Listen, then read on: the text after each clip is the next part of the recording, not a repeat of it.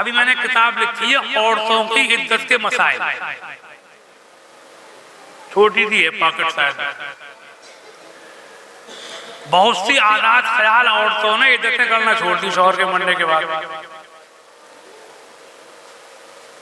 हम तो होगी नहीं, हमारे बस की है ही नहीं इज्जत। क्यों छोड़ दी? इतने कर्रे मसले बताए कि इज्जत के नाम से घबरा गई औरतें।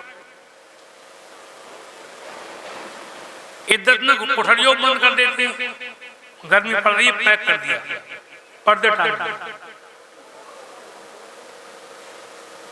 बच्चों से पढ़।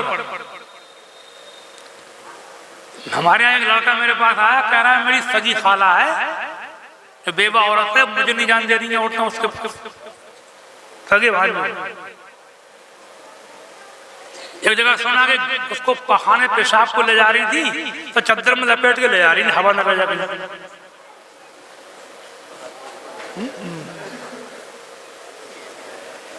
एक हमारे यहाँ मौता हुआ तो बाहर की औरतें आई थी, रिश्तेदार कुछ, उन्होंने फतवा दिया कि इज्जत में चांद देखना, चांद पर नजर ना पड़ जाए, सूरज पर नजर ना पड़ जाए, तारों पर नजर ना पड़ जाए, किसी आदमी का साया ना पड़ जाए।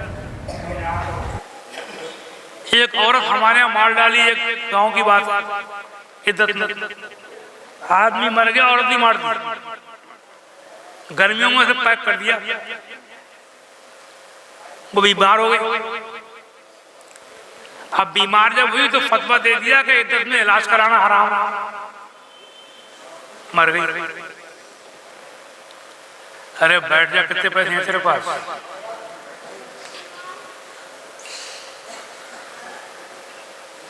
समझ में बात आई नहीं आई? कहीं इलाज कराना हराम। तो मैंने एक छोटी सी किताब लिखी है, हालात मेरे पास मसले आते हैं मुझसे, फोन पर लोग पूछते हैं मसले, तो मैंने सोचा कि अरे हमें तो पता ही नहीं है, हम तो आराम से बैठे हैं, इस्लाम में इज्जत रखी गई है, मगर इस्लाम में इज्जत के नाम पर तो बड़ा जुल्म हो रहा है। बेचारी आदमी ऐसे मर गया, होता ऐसे मारो। तो मैंने छोटी सी किताब लिखी है कि इज्जत किसे कहते हैं। उस किताब को पढ़ करके मैंने अभी सुना है, कुछ कई हजार किताब मैंने बंटवाई अपने यहाँ, जिनमें की नमाज में बांट पढ़ी, औरतों ने पढ़ी। तो कई औरतें जो इज्जत नहीं कर रही थी, उन्होंने इज्जत करना शुरू कर दी कि अगर ये मसले हैं तो हम भी इज्जत करें।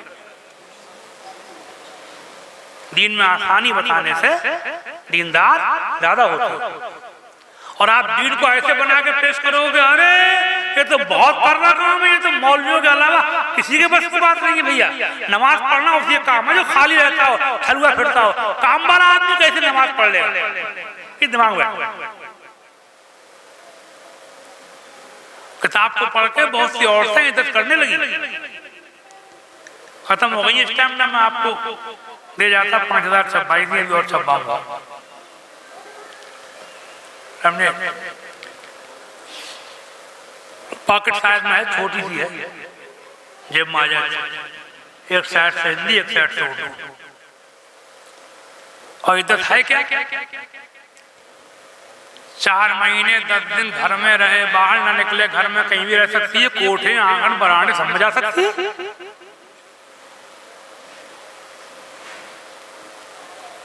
जाड़ों में धूप में बैठ सकती है, छत पे जा सकती है, बेपर्दगी ना हो, घर के काम भी कर सकती है। पहले काम करना चाहिए, काम करने से कम होता है, ध्यान बढ़ जाता है ना, समझे? घर के बाहर ना निकले, और ज्यादा मजबूरी हो तो घर के बाहर भी निकल सकती है। मतलब ऐसी बीमार है कि घर से बाहर जाए बगैर इलाज नहीं होगा, ऐसी बीमारी भर्ती होना पड़ेगा, ऑपरेशन होगा, लेट होगा तो खतरा हो जाएगा, जा सकती है, समझे?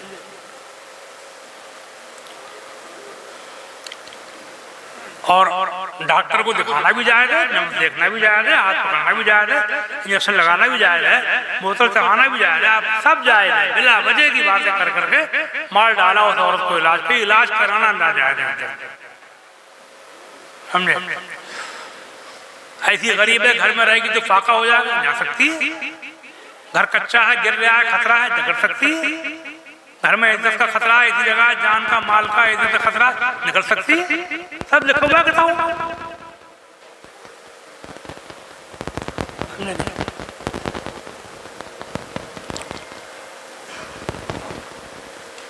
पर्दे का इज्जत में रख तो कोई कानून नहीं। पर्दा इस्लाम में है, औरत इज्जत में हो तो है, इज्जत में न हो तब भी पर्दा है। और जिससे पर्दा इज्जत के अलावा है उसी से इज्जत में है। इज्जत में अलग तो कोई पर्दा नहीं है। और पर्दे का मतलब क्या है? पर्दे का मतलब लोग ये समझते हैं बिल्कुल सामने मत आओ, ये नहीं है। तो तकवा है कुछ लोगों के यहाँ कि बिल्कुल सामने ही ना आओ, नहीं। कपड़े ठीक हों, बारीक ना हो, थोड़े मोटे हों, बदन का रंग ना चमके, इतने मोटे, इतने ढीले हों कि बदन का उभार ना चमके, ऊंच नीच महसूस ना हो। दुपट्टा कपड़े ऐसे हों, सर ढका हुआ हो, और जरूरत के टाइम चेहरा ढक लिया जाए, जरूरत ना हो तो खोल ले। ऐसे कपड़े हों तो ऐसे कपड़े पहन करके जो कपड़े थोड़े से मोटे हों, थोड़े ढीले हों, बदन का उभार ना चमके, ऐसे कपड़े अगर पहने हैं तो औरत गैर महरम जिनसे पर्दा है उनके सामने भी आ सकती है। इज्जत हो चाहे इज्जत ना हो, आ सकती।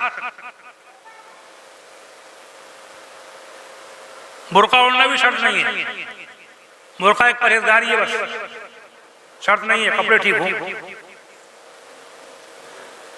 आजकल की औरतें तो बुर्का पहन के बेपर्दा कर रही है। पहले की औरतें देखी मैंने, बुर्का कम से पहले जमाने में बुर्का कम ओढ़ती थी बहुत, मगर उनके कपड़े ऐसे होते थे कि वो पर्दे वाले होती थी। वो अब पे बुर्का पहने बेपर्दा फिर रही है। ये हाथ का पंजा पर्दे में शामिल नहीं, पैर की टिकली पर्दे में शामिल नहीं। साहबा किराम के जमाने में हदीसों में लिखा हुआ है, मदीना शरीफ की औरतें नमाज पढ़ने मस्जिद में आती थी, बात को मना किया गया, काम से जाती थी। हजरत अस्मा बिनते अबी बकर, हजरत आयशा की बड़ी बहन, सिद्दीक अकबर की बड़ी बेटी, अपने शौहर सैयदना जुबैर बिन अवाम के घोड़े के लिए चारा लेकर आती थी। बुखारी में जंगों के मौके पर, जंग ओहद वगैरह में खास तौर से सहाबा की औरतों ने जख्मियों की खिदमत की है। जख्मियों को उठा उठा के लाएंगे, उन्हें पानी पिलाए हैं। खुद हजरत आयशा सिद्दीका ने अपने कांधे पर मश्क रख करके पानी ढोया है जंग में, समझे? ये सब मैंने अपनी किताब दीन की बुनियाद आसानी पर लिख दिया है। आज तो मेरी 3 किताबें ले जाओ, तकरीर तो कर रहा हूँ मुख्तम, 3 किताबें ले लो आज। एक का नाम है दीन की बुनियाद आसानी पर ही, तकरीर जो हो रही है यही मौजू है पूरा। तकरीर में कम बातें आई हैं, उसमें बहुत बातें मिलेंगी आपको कि किस मौके पर इस्लाम में हमें क्या फैसिलिटीज और क्या सहूलतें दी गई हैं। आप किताब पढ़ेंगे तो आपको अंदाजा लगेगा कि आम हालात के मजहब के आकाम अलग हैं और मजबूरी के मसले अलग अलग, जबकि मजबूरी सही माना मजबूरी हो, बहाने बाजी मसले अलग। दीन की बुनियाद आसानी पर, और एक किताब ले लियो खुदा को याद कर प्यारे। इंशाअल्लाह नमाज की बात करी मौलाना मकबूल साहब ने, आप उसको पढ़ लेंगे तो आपको नमाज पढ़ने में इंशाअल्लाह मजा आएगा। नमाज जो आप पे भारी पड़ती है ना, आपको ऐसा लगेगा कि खाने में इतना मजा नहीं आएगा, इतना मजा आपको नमाज पढ़ने में। और छोटी सी एक किताब और है, बीमारियों से कैसे बचें, तरकीब में लिखी है मैंने। गंडे तावीज वाले तो बहुत फर रहे हैं। कल मेरे पास भी एक औरत आ गई, दुआ कर देता हूँ, पढ़ के फूंक देता हूँ, गंडे तावीज नहीं करता हूँ, पानी में पढ़ देता हूँ। तो वो बता रही थी उनकी लड़की पैरों में दर्द था, कि कन्ने धन्ने के वाले के पास गई, उन्होंने कह दिया असरात हैं असरात, जो भी आ जाए उसे भूत बता रहे हैं, भूत है जिन्न है, भूत है जिन्न है, भूत है असरात है, जादू है, किसी ने करा दिया है। अरे मैंने कहा ये लाखों आदमी पड़े अस्पताल, पटे पड़े भरे पड़े अस्पताल, सब जिन्न भूत कर रहे हैं।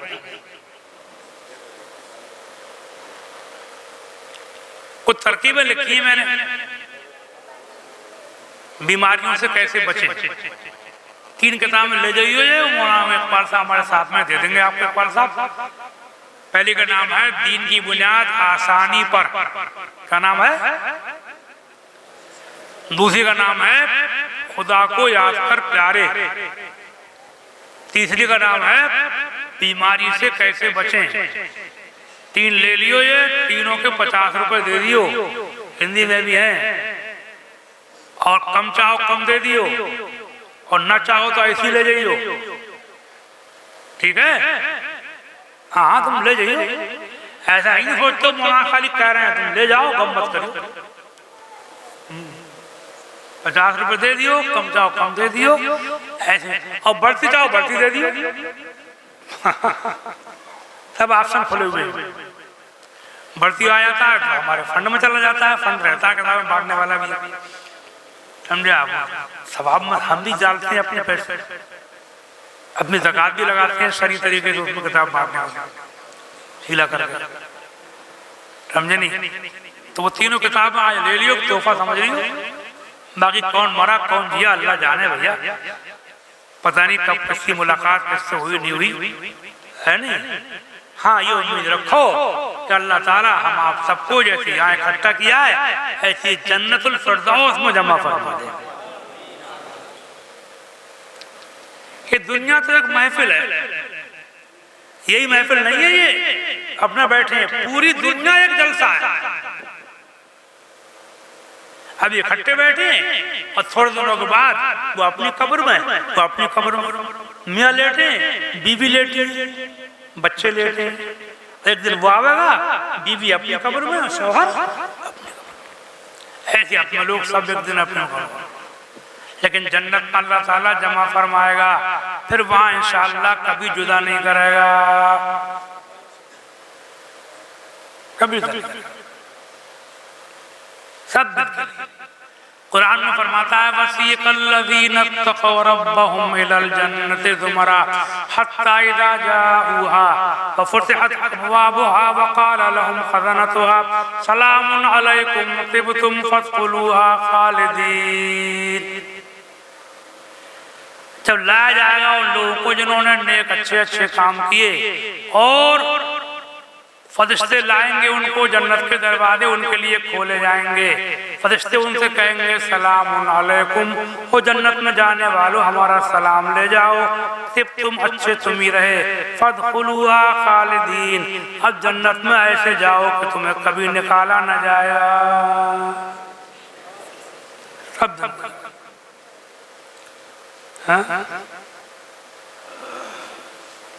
उतरते चांद ढलती चांदनी जो हो सके कर ले, 2 शेर सुन लो फिर खत्म हो रहे हैं बात। उतरते चांद ढलती चांदनी जो हो सके कर ले, अंधेरा पाक आता है ये 2 दिन की उजाली है, अंधेरा घर अकेली जान दम घुटता दिल उकता था, खुदा को याद कर, खुदा को याद कर, खुदा को याद कर, प्यारे वो साथ आने वाली है। एक शेर और सुन लो। न हो मायूस आती है सदा गोरे गरीबा से, न हो मायूस आती है सदा गोरे गरीबा से, नबी उम्मत का हामी है खुदा बंदों का वाली है। एक और सुन लो, जन्नत की बात आई थी ना, हाँ, सफे मातम उठे खाली हो जिंदा टूटे जंजीरें, सफे मातम उठे खाली हो जिंदा टूट, ऐसा लगता है मैदान महशर में पुकार लगेगी इंशाअल्लाह। सफे मातम उठे खाली हो जिंदा टूटे जंजीरें, गुनाहगारों चलो मौला ने दर खोला है जन्नत का, गुनाहगारों चलो मौला ने दर खोला है जन्नत का। अस्सलामु अलैकुम व रहमतुल्लाहि व बरकातहू।